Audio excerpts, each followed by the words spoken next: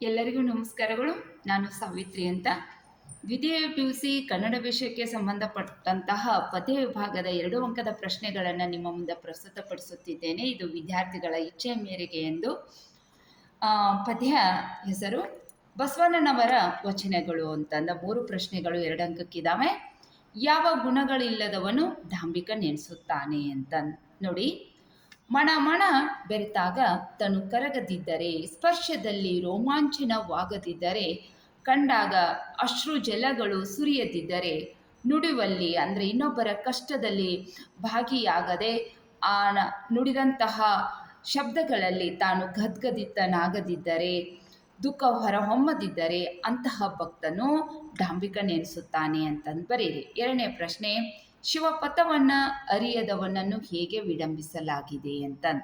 ಶಿವಪಥವನ್ನು ಅರಿಯದವನನ್ನು ಈ ರೀತಿಯಾಗಿ ಬಸವಣ್ಣನವರು ವಿವರಣೆಯನ್ನು ನೀಡ್ತಾ ಇದ್ದಾರೆ.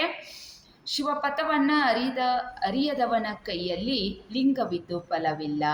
ಏಕೆಂದರೆ ಅರ್ಥರೇಖೆ ಇದ್ದು ಆಯುಷ್ಯ ರೇಖೆ ಇಲ್ಲದಂತೆ, ಹೇಡಿಯ ಕೈಯಲ್ಲಿ ಚಂದ್ರಾಯುಧವಿದ್ದಂತೆ, ಕುರುಡನ ಕೈಯಲ್ಲಿಯ ಕನ್ನಡಿ ಇದ್ದಂತೆ, ಮಂಗನ ಕೈಯಲ್ಲಿಯ ಮಾಣಿಕ್ಯದಂತೆ ವ್ಯರ್ಥ ಎಂದು ಬಸವಣ್ಣನವರು ಈ ರೀತಿಯಾಗಿ ವಿಡಂಬಿಸಿದ್ದಾರೆ ಅಂತಂದು ಬರೀರಿ.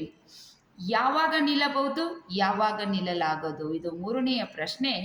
ಒಲೆ ಹತ್ತಿ ಉರಿದರೆ ನಿಲ್ಲಬಹುದು, ದರೆ ಹತ್ತಿ ಉರಿದರೆ ನಿಲ್ಲಲಾಗದು ಅಂತ. ಇನ್ನು 3ನೆಯ ಪದ್ಯ ವಿಭಾಗ ಉರುಲಿಂಗ ಪದ್ಯ ವಚನಗಳು ಅನ್ನೋದು ಸೂರ್ಯ ಮತ್ತು ದೀಪಗಳಿಂದಾಗುವ ಉಪಯೋಗಗಳು ಯಾವುವು? ಸೂರ್ಯನಿಂದ ಹಗಲು ಉಂಟಾಗುತ್ತದೆ, ದೀಪದಿಂದ ಬೆಳಕು ಉಂಟಾಗುತ್ತದೆ. ಇಷ್ಟೇ ಇದರ ಉತ್ತರ. ಇನ್ನು 2ನೇ ಪ್ರಶ್ನೆ, ಯಾರು ಮಣಿ ಮಣಿಯನ್ನು ತಿರಿಯನು, ಕೆರೆ ಉದಕವನ್ನರಸದವನು ಯಾರೋ ಅಂತ. ಪರುಷದ ಮಣಿಯೊಳಗಿದ್ದವನು. ಪರುಷ ಅಂತಂದ್ರೆ ಮುಟ್ಟಿದ್ದೆಲ್ಲವನ್ನು ಚಿನ್ನವಾಗಿಸುವಂತಹ ಮಣಿ, ಆ ಬಂಗಾರ ನಮ್ಮ ಮನೆಯಲ್ಲಿನೇ ಇರುವಾಗ ಅನ್ಯರ ಮನೆಗೆ ಹೋಗಿ ಭಿಕ್ಷೆಯನ್ನು ಬೇಡುವುದನ್ನು ಇಲ್ಲಿ ವಿಡಂಬಿಸಲಾಗಿದೆ. ಅದೇ ಉತ್ತರವನ್ನು ನೀವು ಇಲ್ಲಿ ಬರಿಬೇಕಾಗಿದೆ. ಪರುಷದ ಮನೆಯೊಳಗಿದ್ದವನು ಮನೆ ಮನೆ ತಿರಿಯಲಾರನು, ಅವರಂತೆ ಅಥವಾ ಅದರಂತೆ ಸ್ವಚ್ಛವಾದ ಹರಿಯುವ ತೊರೆ, ಹಳ್ಳ, ಕೆರೆ ಅಂಥೇಳಿ ಬರೀ.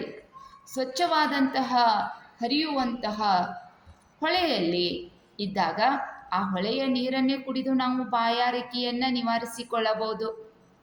ಹಾಗೆ ಬಾಯಾರಿಕೆ ಆದಾಗ ಕೆರೆಯ ನೀರನ್ನು ಕುಡಿದು ನಮ್ಮ ಬಾಯಾರಿಕೆಯನ್ನು ನಾವು ನಿವಾರಿಸಿಕೊಳ್ಳಬಹುದು ಅನ್ನುವ ಅರ್ಥವನ್ನು ನಾವು ಇದರಲ್ಲಿ ಕಂಡುಕೊಳ್ಬೋದು ಅಂತ. ಇನ್ನು 3ನೇ ಪ್ರಶ್ನೆ, ಗುರುವಿನ ಲಕ್ಷಣಗಳೇನು? ಭಾಳಷ್ಟು ಮಹತ್ವವಾದಂಥದ್ದು ವಿದ್ಯಾರ್ಥಿಗಳೇ ಇದು ನಿಮಗೆ ಪ್ರಶ್ನೆ. ಗುರು ಅಂದರೆ ದೊಡ್ಡ ಸ್ಥಾನ, ಲಘು ಅಂತಂದರೆ ಚಿಕ್ಕದು ಅಂತ.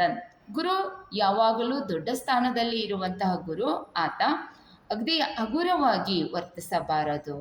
ಆ ಗುರುವಿಗೆ ತನ್ನದೇ ಆದಂತಹ ಘನತೆ ಇದೆ, ಗೌರವವಿದೆ ಅನ್ನೋದನ್ನು ತಿಳಿದುಕೊಂಡು ಆ ಗುರು ಲಘು ವರ್ತನದಲ್ಲಿ ವರ್ತಿಸಿದರೆ ಅದು ಏನಾಗ್ತದಪ್ಪ ಅಂತಂದರೆ ಆಚಾರವಾಗಲಾರದು.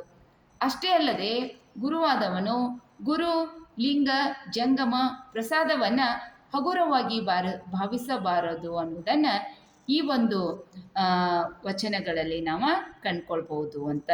ಬಸವಣ್ಣನವರ ವಚನ ಮತ್ತು ಉರುಲಿಂಗ ಪದ್ಯ ವಚನಗಳ 2 ಅಂಕಕ್ಕೆ ಇದನ್ನಿಷ್ಟು ನೀವು ತಿಳ್ಕೊಳ್ರಿ ಮಕ್ಕಳ ಅಂತ. ಧನ್ಯವಾದಗಳು ಎಲ್ಲರಿಗೂ. ನಮಸ್ಕಾರಗಳು.